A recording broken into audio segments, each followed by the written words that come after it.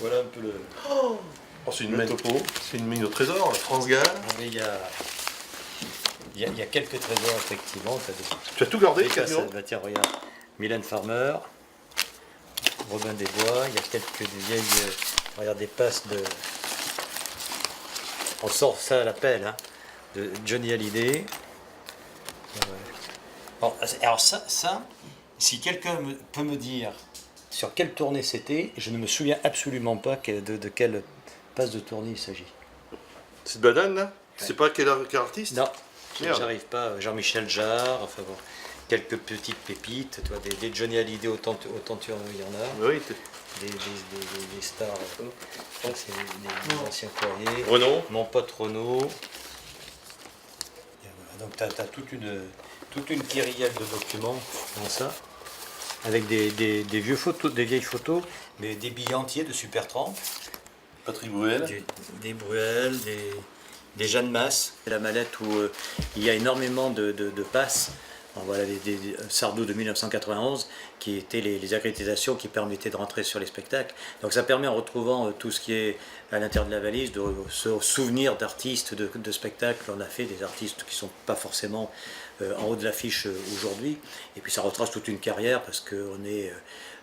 depuis 1977, j'ai 40 ans de métier et j'ai dû organiser à peu près 10 000 spectacles qui ont dû réunir pas loin de 25 millions de spectateurs.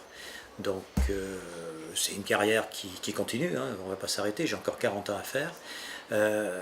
Et puis c'est plaisant parce qu'on a un métier quand même qui est passionnant, qui est ludique. On est dans un monde du spectacle qui est un monde de création, d'invention et qui évolue très très vite parce que de nos premières années en 1977 à aujourd'hui, évidemment que la technique a changé, tout a changé, que c'est avec bonheur que je retrouve des choses anciennes qui me rappellent de bons moments avec des artistes et puis en même temps que je regarde aujourd'hui avec espoir et encore envie de continuer le futur avec la création de notre dernier bébé, le Festival des Fous Rires de Bordeaux. Donc voilà, c'est une aventure qui se poursuit. Quand on a commencé, les artistes avaient du temps. Ils arrivaient assez tôt avant les spectacles et donc on pouvait passer un moment convivial avec eux. J'ai quelques photos de Bernard Lavillier où on déjeunait ensemble place des Jacobins avant d'aller faire le concert à la salle des Sœurs de la Rivière. Donc c'était des moments où on pouvait discuter, parler de tout et de rien, des moments avec Renaud, des moments avec Pascal Obispo, des moments avec plein d'artistes qui aujourd'hui n'existent plus parce que la plupart du temps les artistes font plus de balance, ils arrivent une heure avant le spectacle, ils s'enferment dans leur loge, ils se concentrent, ils se maquillent et puis ils montent sur scène et généralement ils repartent assez vite parce qu'ils enchaînent des tournées avec 60, 80 dates, 120 dates à faire. C'est une fatigue et donc ils n'ont plus trop de disponibilité pour s'arrêter en région. Je me souviens d'un souvenir de Limoges. Patrick Bruel chantait au Palais des Sports et il était hébergé place de la République à l'hôtel le Royal Limousin à l'époque. Et il descend dans le hall, on se croise et il me dit mais qu'est-ce que tu fais? Je t'attends. Amène-moi visiter des usines de porcelaine. Je passe 2-3 coups de fil, on fait un tour de 2-3 usines. C'était les mois dans la production, l'artiste avait disparu. Sa sécurité l'avait perdu, et on dit mais non, il est parti avec le promoteur. Donc aujourd'hui c'est des choses qui sont impensables. Ma traversée de Limoges avec l'ensemble du groupe Téléphone dans ma petite Ford Cortina. Bon, évidemment que c'est des moments extraordinaires. Donc moi je me souviens, les membres du groupe Téléphone, je fais les dates des Insus aujourd'hui, ne doivent pas s'en souvenir. Mais pour l'organisateur qui accueille les artistes dans ces conditions-là, c'est des moments privilégiés.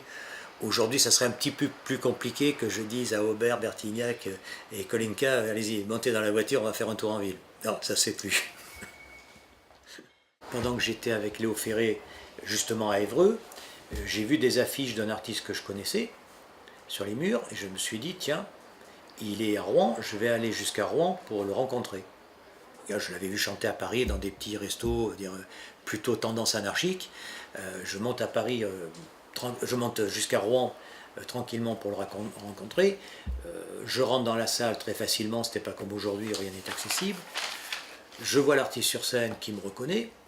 On discute un peu, je lui parle de Léo Ferré, il a les yeux qui s'écarquillent, ils allaient sortir de ses orbites, et je lui dis, mais écoute, maintenant j'organise des spectacles, je voudrais bien que tu viennes à Limoges. Il me dit, écoute, vois le mec là-bas, toi le grand, va le voir, dis-lui. Et je vais voir le gars qui se retourne, qui est grand monsieur sec, qui me toise un peu, qui me dit, oui, je dis, ben, je viens de Limoges, je voudrais organiser un spectacle de Bernard Lavillier. c'est Bernard qui m'envoie. Et il me regarde, il me dit, ah, vous venez de Limoges jusqu'à Rouen pour organiser un spectacle de La Villiers, vous allez l'organiser. Je vous donne ma carte. Jean-Claude Camus.